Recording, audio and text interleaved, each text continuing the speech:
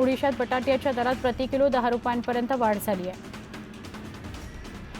चाकण बाजार समितीत कांदा आणि बटाट्याची आवक घटली असून पालेभाज्यांची आवक वाढली आहे, त्यामुळे पालेभाज्यांच्या दरात घसरण झाली आहे, तर कांद्याचे दर प्रति क्विंटल 5,000 रुपयांवर स्थिरावले।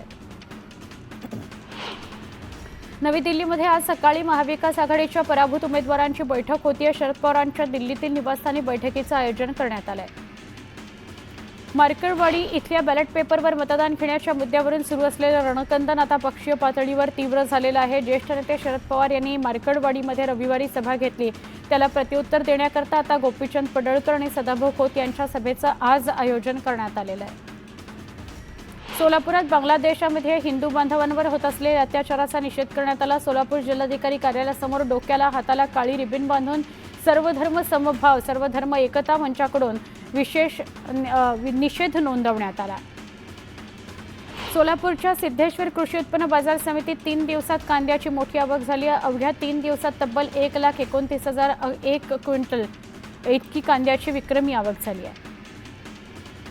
भुसावळच्या वरणगावात तूर पिकावर शेंगा पोखरणारी अळींचा प्रादुर्भाव झाला। फवारणी करूनही किडींवर नियंत्रण मिळवता येत नाही, त्यामुळे उत्पादन घटण्याची शक्यता आहे।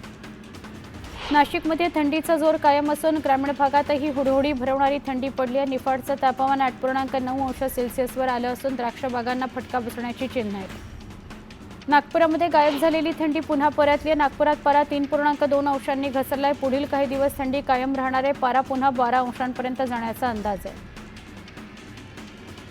छत्रपती संभाजीनगरमध्ये बाजार समितीत पालेभाज्यांची मोठ्या प्रमाणात आवक झाली, त्यामुळे आता भाज्यांच्या दरात काही प्रमाणात घट झाली। मेथी, पालक आणि शेपू कोथिंबिरीच्या 3 जुड्या रुपयात मिळत आहेत।